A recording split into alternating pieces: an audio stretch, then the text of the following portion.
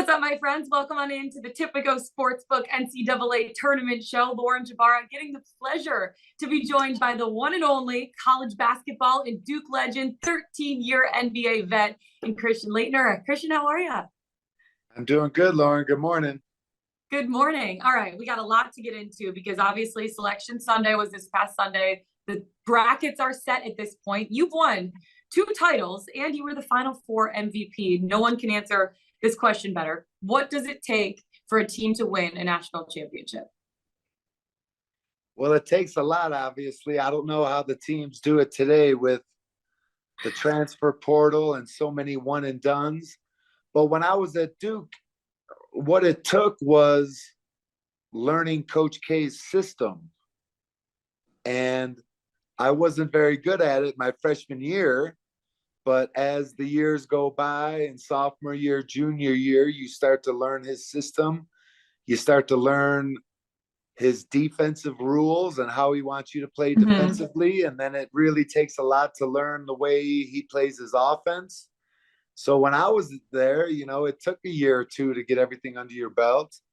So I see it's just harder for the kids nowadays and the coaches to implement their system, to get everyone on the same page and make them play defense the right way, make them play offense the right way. So I'm just shocked when the teams play well now because if a player's not happy or doesn't think he's playing enough, he can transfer. And then schools like Kentucky and Duke and, some other really high-level schools, the kids go to the NBA after a year. So it takes a lot. But the main thing it takes is buying into the defensive system, buying into the way the coach wants you to run offense. And that's the only way we were good at Duke, because it takes months, it takes years for you to learn the system. And once we got it under our belt, we had lots of success. You mentioned the one and done rule and also now the transfer portal. Like, for you, how has that kind of changed the makeup of a successful tournament team? Because so much has changed over the years with those two things. Well, the first thing I see is that the teams that have some junior and senior, upperclassmen leadership, those are the teams that I see that, have a good chance and do well. If you look at Gonzaga, they still have kids that stay at their school for 3 or 4 years, and that's why they continue to have a lot of success. And then the coaches that are really, really good, like Bill Self and John Shire and any coach that's very established. I see a lot of teams that have upperclassmen leadership that seem to do the best. The teams that have all freshmen, it might take them a little longer, but it's good to see Duke doing well because most of the game they only have, one upperclassman out there, Jeremy Roach, and then he's surrounded by four newcomers, 4 freshmen. But I think that's why Gonzaga continues to do well every year because their kids stay and they have some upperclassmen leadership. Yeah, it is really crazy to think about, all of the changes, but Gonzaga has been a fun team to watch for years on end. Looking forward to seeing their run in the tournament this year. You obviously have made some pretty memorable buzzer beaters over the time, or maybe 2, maybe 3, but outside of your own, are there a few buzzer beaters that stand out to you that you recall back either in your playing days or even recently? I think of 3 of them. I think of the, NC State shot by Lorenzo Charles in 1981 or 82, whatever year that was, against Phi Slamma Jamma. And then Tyus Edney's shot, for UCLA. And then Chris Jenkins' shot for Villanova a few years ago was just a huge shot because that was in the championship game with a few seconds left. My 2 buzzer beaters at Duke, weren't in the championship game. So Chris Jenkins' shot was huge. Yeah, absolutely. It's crazy. We're going to get back to your Duke days in a little bit, but first let's talk about the tournament that we have at hand. The bracket's set. All of the number 1 teams we kind of expected to be number 1, but let's talk about Kansas for a second. Can they go back to back? Obviously, the Big 12 is extremely stacked this year, so they've been playing some of the best competition all year. Do you think they can go back to back again? I think they can. I like the way Kansas looks pretty much mostly all the time, but every once in a while they struggle. Um, and I hope Bill Self, recovers and he's able to coach the team. But Kansas is a very good team. They've had 2 or 3 bad games this year, but like I said, they have a few juniors and seniors on their team that really help. And I love the way Bill Self coaches his team. I love the way that some of the kids stay there and they don't they don't do the one and done thing, and that just makes a huge difference. But Yeah, I filled oh out no, my bracket and I have Kansas going to the Final Four. I just think they're too good. They're too well coached, and they got some good upperclassmen, like I've been saying. yeah, they've been playing some really good basketball and finishing at the top of the Big 12. That's no easy task, that's for sure. I know another team a lot of people were talking about heading into the year. They haven't really disappointed. It's been Houston right now. Do you feel like they're deserving of a #1 seed? The one thing that's really stood out to me is they found a way to win on the road. They're 11-0 on the road this season, which is pretty crazy. For sure. I have Houston in my Final Four, and I love that team. I love the way they play defense. I don't know if I've ever seen a team get after it on the defensive end like Houston does this year. They're Yeah.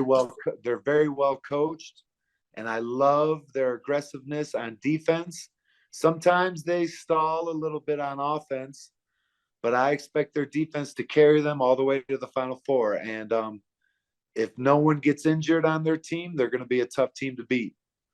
Knock on wood for that one. What about Alabama? They're the tournament's top overall seed right now. There's been a lot of off-court issues surrounding that team. Do you feel like that's going to be too much for them to overcome, or once they're on the court, you kind of just lock in and play basketball? Well, I think the off the court issues will, bother them a little bit. I think they're already bothering them a little bit, but I saw Houston and Alabama play earlier in the year, and it was one of the best games of the year. Mm-hmm.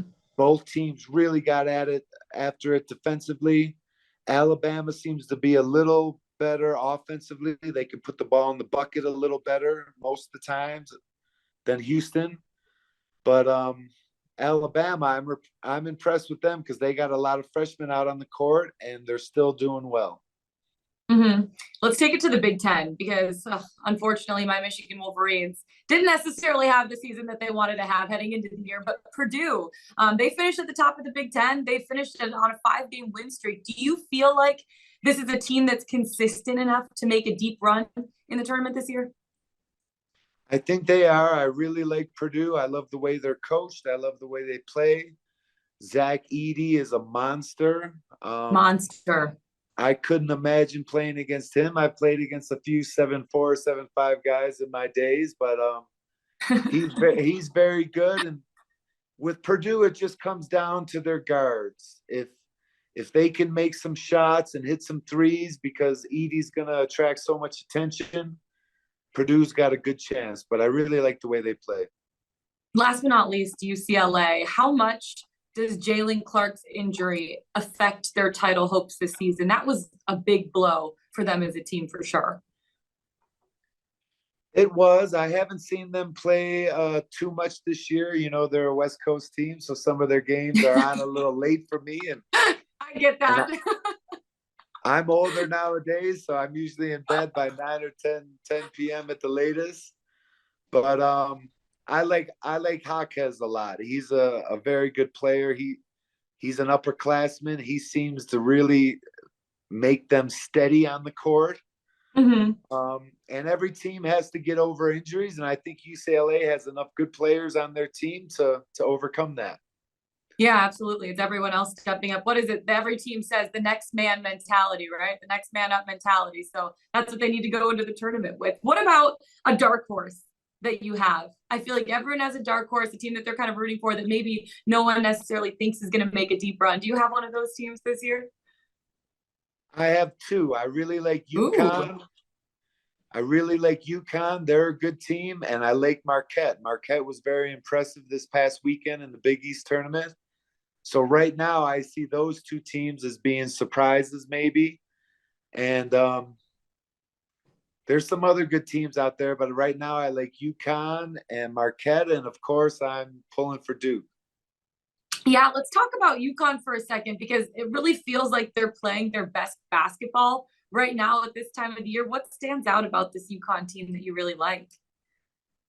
Well, I'm sorry to admit I can't remember his name, but I know his number. I really like number 44 on UConn's team. Uh-huh. If you can look up his name real quick, but Yeah, he of is course. he is the glue to their team. Number 44 for UConn. He plays the 3-man position, and Andre Jackson Jr. he's like a guard. He handles the ball well. He passes the ball well. He sets up everything on their offense. He doesn't score a ton, but if number 44 does good for UConn, they're a very good team. Yeah, absolutely. I want to take you back to your playing days. And you touched on it a little bit at the beginning of the show, but what was it like playing under a guy like Coach K? And what made him so successful and so special as a coach? Well, we can do a 4-hour Zoom call on all those things.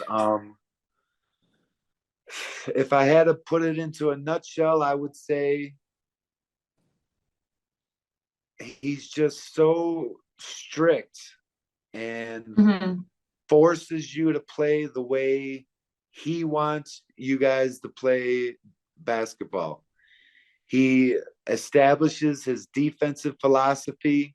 He practices it. He works on it. We used to deny every pass, fight every catch.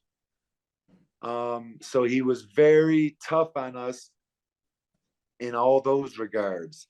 Then on the Mhm. offensive end, he would make us play the right way, pass the ball, move, cut, don't jack up so many threes. But that was 30 years ago, so the game has changed. But the thing I loved about Coach K was he was just so determined on, if you don't play the way I want you to play, then you're going to sit on the bench, and Mm. you can transfer if you want, but you got to play the way that I want you to play. And I believed in everything he said, every little way he wanted us to play. I believed in it, and all of us did, at least like the starting 5 and the first 7 players, maybe. We just really bought into his system. So a coach has to, I coach young players now. I coach 10-year-olds to 18-year-olds, and Mhm. it's really hard to force them to play the right way. For example, when players go in for layups or for shots around the bucket, a lot of kids nowadays, they want to go off one foot. They want to do their layup off one foot. They want to do the Euro step. And the thing Coach K really harped on us, and the key thing he really was a stickler for, he was like, go in for your layups off 2 feet. Attack the bucket and jump for your layups off 2 feet. You got Wow. more power, more balance. You can shot fake, you can pass. When you jump off 1 foot for your layup, you can only shoot it or pass. You Yeah. can't pump fake. So he was a really stickler for that. And then, I see Villanova over the last few years with Coach Wright. And every time I used to watch Villanova play the last 5 years, you could see that Coach Wright, Jay Wright, made his players go off 2 feet. So it's just those little things. And geez, if you watch the NBA, you see those big, strong, young basketball players going off 2 feet more than Mhm. 1 foot. And that's a really good way to play basketball. Yeah, and that way that he coached, I mean, ended up working out well for you and also just for the Duke teams for the whole, time that he coached there, back-to-back national championships for you. And for you personally to have a moment, the game winner against Kentucky, which was regarded as probably one of the greatest sporting moments of all time in any sport. Like, do you appreciate him as a coach more now, and also those little moments that you had that ended up being massive moments in sports history? Do you appreciate those more now that you get to look back?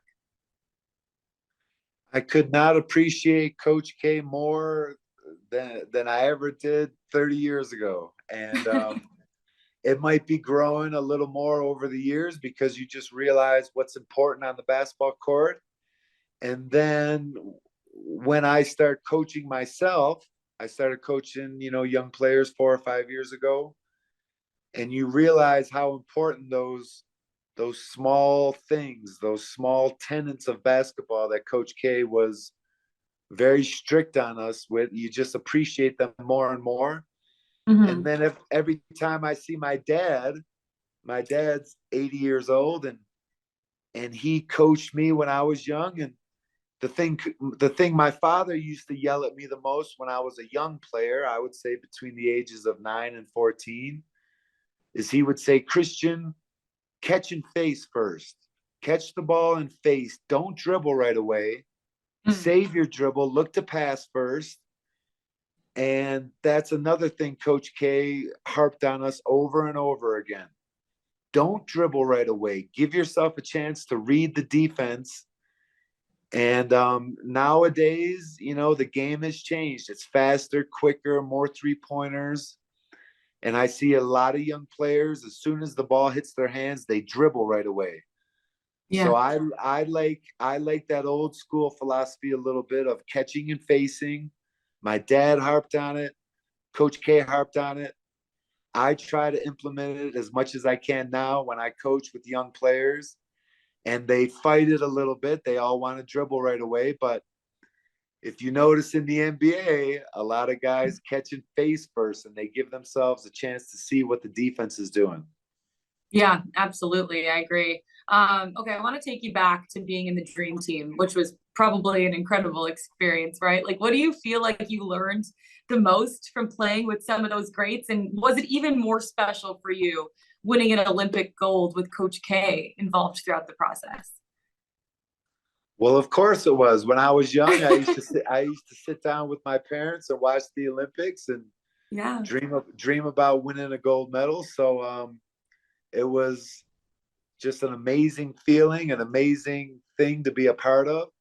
And then to be on the dream team with those 11 players, people that I looked up to. When I was 14, I wanted to play like Larry Bird and Magic Johnson. So to be on a team with them was just incredible. But I'll never forget it, and I still treasure it to this day. It really is incredible. You've had such an awesome career. It was fun to watch throughout the years too. And Now I want then to take you. and then you asked me what was the thing I learned the most. Yes. You know, I was on the dream team fresh out of college, and the biggest thing I realized playing with those guys was that you gotta get on your horse and run.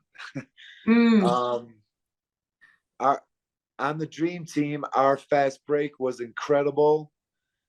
The speed with which Michael Jordan, Scottie Pippen, John Stockton, Clyde Drexler, the speed with which they changed from the defensive end to the offensive end on the court was just incredible. So I was entering the NBA, that year, 1992 in the summer. Hmm. So the biggest thing I learned was I better get on my horse and I better be willing to run, and I better be ready to run in the NBA because the transition game is just off the charts in terms of speed.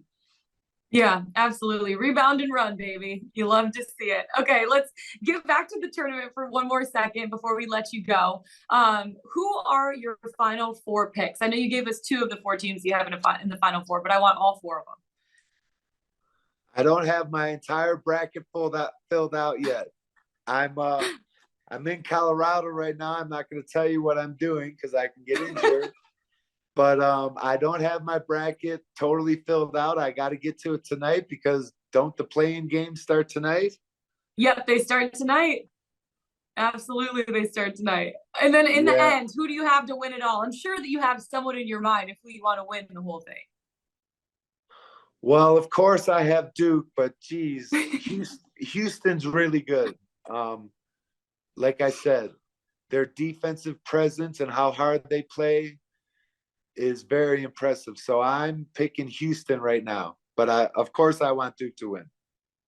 Christian, I absolutely love it. Thank you so much for taking the time to chat with us today. We so appreciate you coming on, and hope you have a good time in Colorado. Not saying what you're doing, but stay safe, okay? Thank you so much. You guys have a good day. Thanks so much, Christian. That was Christian Laettner, 13-year NBA vet, Duke legend, absolutely incredible career. So awesome that he took the time to come on with us. Now, Tipico Sportsbook users, you have the chance to compete for a share of $500,000 and the chance to have Tipico cover your bets for an entire year. All you need to do is place a winning wager of $20 or more throughout the tournament, and you could end up having $100 worth of bets every week covered by Tipico for 52 weeks. Check out the Tipico website or app for full terms and conditions, and gamble responsibly. Thank you so much for tuning in for the Tipico Sportsbook NCAA Tournament Show. I'm Lauren Jabara from Pixel Eyes. Until next time, we'll see you. Enjoy the tournament.